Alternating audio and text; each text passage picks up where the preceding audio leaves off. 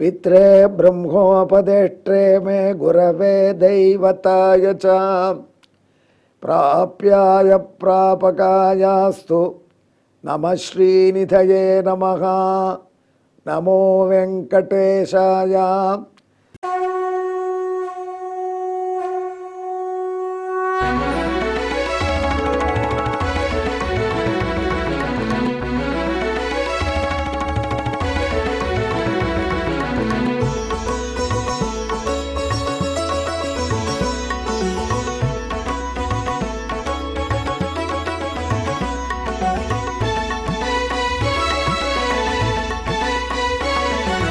सहस्रनामं सहस्रनामं श्रीवेङ्कटेश सहस्रनामं सहस्रनामं सहस्रनामं श्रीवेङ्कटेश सहस्रनामम्।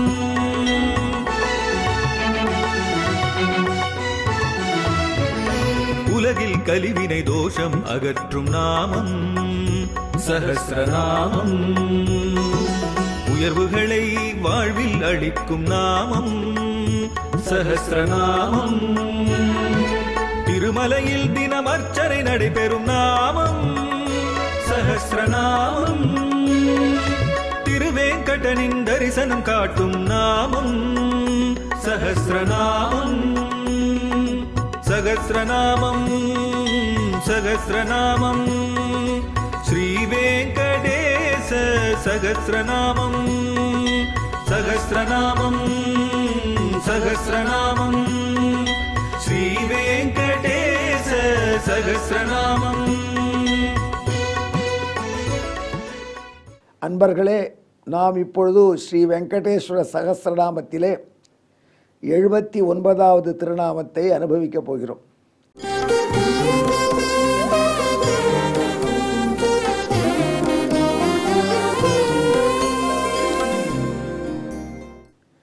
எம்பெருமான் கூர்மரூபியாக மந்தரமலை தேவர்களும் அசுரர்களும் அமுதத்துக்காக பார்க்கடலை கடைந்த பொழுது மத்தாக பயன்பட்ட மந்தரமலையை பெரிய ஆமையாகி தன் முதுகிலே தாங்கினான்.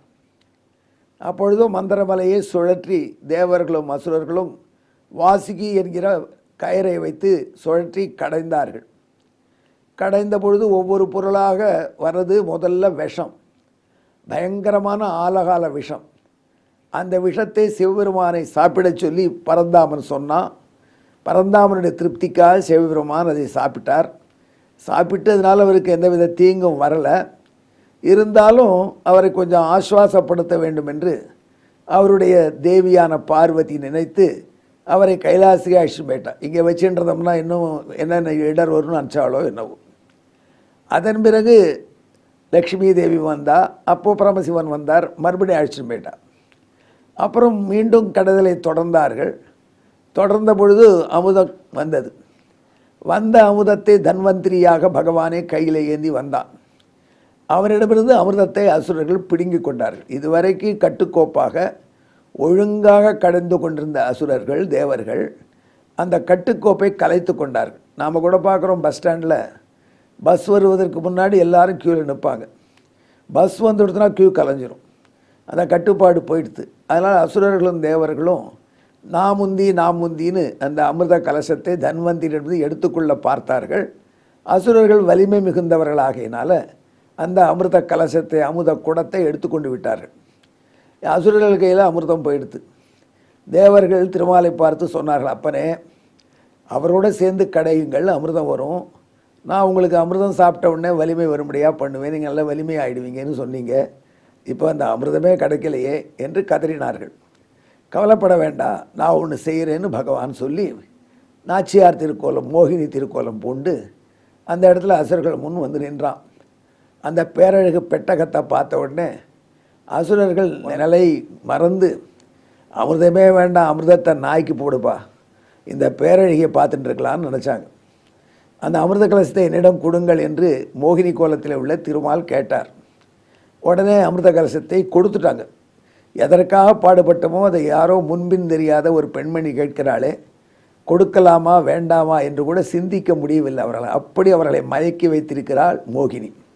அவள் கைட்டு அதை கொடுத்த உடனே மோகினி சொன்னான், அண்ணா அசுரர்களே, நீங்கள் கஷ்யபருடைய புத்திரர்கள், இந்த மாதிரி ஒரு பெண்மணிக்கிட்ட மயங்கி கொடுக்கலாமா அப்படின்னு கேட்டா.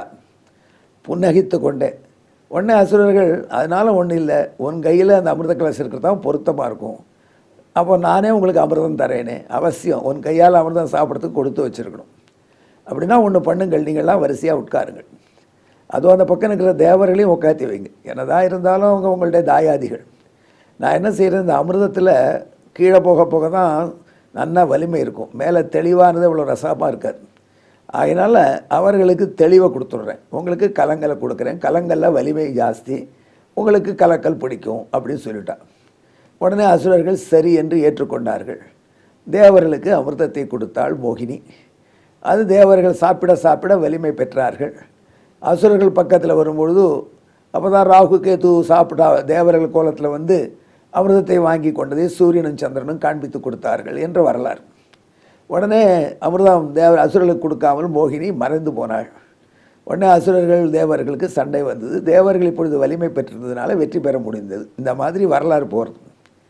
ஆனால் பரமேஸ்வரன் அந்த சமயத்தில் அங்கே இல்லை, அவர் கைலையம்பதியில் இருக்கார். அப்புறம் அவருக்கு தகவல் கிடச்சிது, இதை மாதிரி எம்பெருமான் மோகினி திருக்கோலம் பூண்டு அசுரர்களை மயக்கி தேவர்களுக்கு மட்டும் அமுதம் கொடுத்தான், விண்ணவரை பெண்ணாகி அமுதூட்டும் பெருமானார் என்று திருச்சந்த விருத்தத்தில் சுவாமி தேசிகன் இந்த காட்சியை பாடுகிறார். தேவர்களுக்கு அமிர்தம் கொடுத்தான். அப்படி விண்ணவருக்கு அமிர்தம் கொடுத்த அந்த மோகினியை பார்க்க வேண்டும் என்று பரமேஸ்வரனுக்கு ஆசை வந்தது. அதுக்காக பரமேஸ்வரன் வைகுண்டத்துக்கு வந்தார். ரிஷப வாகனத்தில் ஏறி பார்வதியை அழைத்து கொண்டு பரமசிவன் வந்தார். வைகுண்ட லோகத்தில் வந்து நாராயணரை குசல பிரஷ்னம் பண்ணினார். அப்புறம் சுவாமி ஒரு விண்ணப்பம் என்று விண்ணப்பித்தார். என்ன என்று கேட்டார் நாராயணன். தாங்கள் எடுத்த மோகினி திருக்கோலத்தை நான் பார்க்கலை, நான் அப்போ கைலாசில் ரெஸ்ட் எடுக்க போயிட்டேன், எனக்காக ஒரு முறை இந்த திருக்கோலத்தை காண்பிக்க வேண்டும் என்று கேட்டார். எம்பெருமான் சொன்னால், அது ஏதோ இந்த அசுர பசங்களை மயக்கிறதுக்காக நான் பண்ணது, உங்களுக்கு எதுக்கு எதுக்கு, இல்லை இல்லை நான் பார்க்கணும் என்று பரமேஸ்வரன் சொன்னார். அடுத்த வினாடி பரமேஸ்வரனை தங்கள் வைகுண்ட தோட்டத்திலே வெயிட் பண்ண சொல்லிட்டு எம்பெருமான் கையிலே பந்துமாக மோகினி திருக்கோலத்திலே வந்தார். பக்கத்தில் பார்வதி இருக்கும் பொழுதும் அந்த மோகினியின் பேரழகில் பரமசிவன் மயங்கி, நீ என்னை ஏற்றுக்கொள் என்று, மனைவியாக ஏற்றுக்கொள், என்னை கணவனாக ஏற்றுக்கொள்ள வேண்டும் என்று மோகினியை நோக்கி ஓடினார். அப்படி மோகினியை நோக்கி ஓடிக்கும் பொழுது பரமசிவனுடைய அந்த பிரசித்தமான பிரம்மச்சரியம் புலநடக்கமே போயிடுத்து, அவருடைய ஆண்மையை வெளிப்பட்டு கொடுத்து அப்படின்னு சொல்கிறாங்க. அப்போ தான் ஐயப்பன் அவதரித்தார் என்று வரலாறு. அதனால தான் ஐயப்பனே ஹரிஹரபுத்திரன்னு சொல்கிறாங்க. மோகினி கோலத்திருந்த திருமாலுக்கும் பரமசிவனுக்கும் பிள்ளையாக பிறந்தவர்.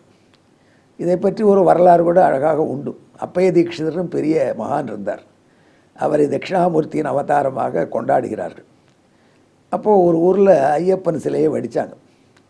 ஐயப்பன் சாஸ்தா சிலையை வடிக்கும் பொழுது அந்த சிலை இவர்கள் போட்ட மோல்டுபடி வரல, அது கன்னத்தில் கை வச்சுருக்கா மாதிரி, சாஸ்திரா இருக்கா மாதிரி இல்லை. ஐயப்பன் திருக்கோலம் பண்ணினோம், ஆனால் ஐயப்பன் கன்னத்தில் கை வச்சிட்ருக்காரு, இந்த மாதிரி பார்த்தது இல்லையே என்று ஊர்க்காரர்கள் வியந்து போனார்கள். அப்போ வானத்தில் ஒரு அசரீரி சொல்லித்தான், ஏன் ஐயப்பன் இப்படி கையை கன்னத்தில் வைத்து கொண்டிருக்கிறார் என்பதற்கு சரியான காரணத்தை யாரேனும் சொன்னார்களானால் அந்த கன்னத்திலிருந்து கையை எடுத்து எல்லா ஐயப்பன் போலவே இந்த ஐயப்பனும் காட்சி தருவார். பலர் இந்த ஊருக்கு வந்தார்கள். அவர்களெல்லாம் சொல்லி பார்த்தாங்க, அவங்க என்ன காரணம் சொல்கிறது. அப்போ அப்பய தீட்சிதர் அந்த ஊருக்கு வந்தார். அந்த அதிசய ஐயப்பனை பார்த்தார். இந்த ஐயப்பனையே இப்படி கன்னத்தில் கை வச்சுருக்காரதுக்கு காரணம் சொல்லுங்கள் சுவாமிகளே, சரியான காரணம் சொன்னால் எல்லா ஐயப்பன் மாதிரியும் ஆயிடுவாருன்னு சொல்கிறாங்க என்று பக்த கோடிகள் சொன்னார்கள்.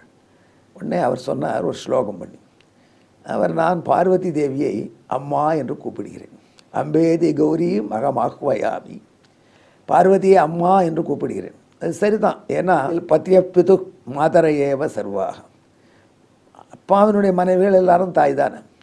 அதான் பரமசிவனுடைய மனைவி பார்வதி, அவளை நான் அம்மா என்று கூப்பிடுவதில் எந்த பிழையும் இல்லை, உலகத்தில் ஏற்பட்ட முறை. ஆனால் கதம்னு லக்ஷ்மி மகம், லக்ஷ்மி தேவியை நான் எப்படி கூப்பிடுவேன்? ஏன்னா அம்மாவின் மனைவி உண்டா, அம்மாவின் மனைவியான லக்ஷ்மியை எப்படி கூப்பிடுவேன் என்று அப்படி இது சிந்தயந்தம் சாஸ்தாரமீடே சகலார்த்த சித்தியை, அந்த மாதிரியான எண்ணத்தில் கன்னத்தில் கை வைத்துக்கொண்டு யோசிச்சுட்டு இருக்கார் போல இருக்குது இந்த ஐயப்பன்னு சொன்னார். உடனே இந்த அழகான கவிதையினால் மயங்கி அந்த ஐயப்ப விக்கிரகம் கையை எடுத்து எல்லா ஐயப்ப விக்கிரகம் போலே காட்சி தடுத்தது என்று வரலாறு சொல்வார்.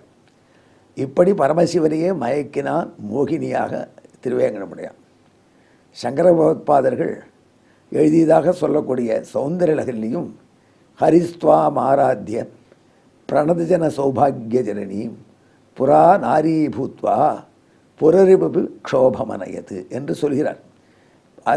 அம்பாளுடைய சௌந்தரியத்தை வர்ணிக்கிறச்சு, அம்பாள் தான் விஷ்ணுவுக்கு சகோதரி தானே, ஆகையினால் உங்ககிட்டேருந்து எல்லா மேனரிசமும் கற்றுண்டு அவர் என்ன பண்ணார், நாராயணன் பெண் வடிவம் பூண்டார்.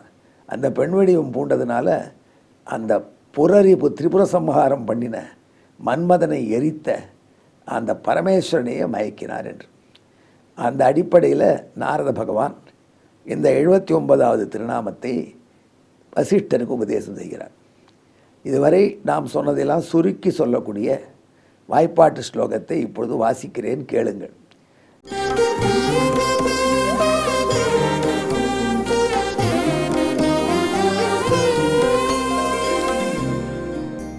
யோஷா வேஷே நாயம் ஸ்மரபஸ்மீகரம் அமோகயத் சம்பும் ஹரமோகக மாயாவி தஸ்மாத் விஷகிரி விகார மாயோனகாம். பெண்கோலம் பூண்டு பரமசிவனை மன்மதனை எரித்த பரமசிவனை கூட மயக்கி வைத்ததினால இந்த எம்பெருமானை சிவனையும் மயக்கினவர் என்று ஹர மோகக மாயாவி என்ற திருநாமத்தை அமைக்கிறார். அன்பர்களே, இறைவன் செலுத்தக்கூடிய மாயையை நாம் கடப்பது எளிதல்ல. கண்ணன் கீதையிலே சொல்கிறான், வெங்கடேஸ்வரனே கீதையில் சொல்கிறான், மாமேவையே பிரபத்தியந்தே மாயாமேதாம் தரந்திதே. என் காலை கட்டின்றாலே ஒழிய நான் செய்கிற மாயிலிருந்து தப்பிக்க முடியாது. ஆனாலப்பட்ட பரமசிவனே அந்த மாயையில் மயங்கினார் என்றால் நாம் எந்த மூலைக்கு? ஆகையினால இறைவனுடைய மாயை கடப்பதற்கு அவன் திருவடியே சரணம் பற்றுங்கள். நாம் இந்த திருநாமத்தை பக்தியோடு ஜெபித்தோமானால் அதற்கான உறுதியை எம்பெருமான் நமக்கு தருவான். எங்கே என்னோடு கூடு கலந்து ஜெபியுங்கள். ஹரமோகமாயாவினே நமஹா.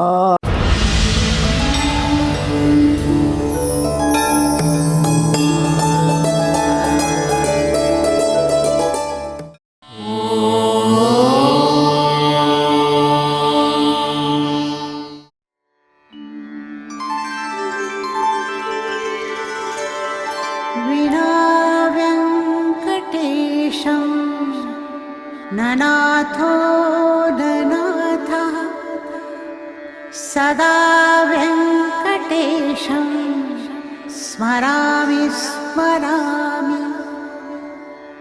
हरे वेङ्कटेश प्रसीद प्रसीद. प्रियं वेङ्कटेश प्रयच्छ प्रयच्छ.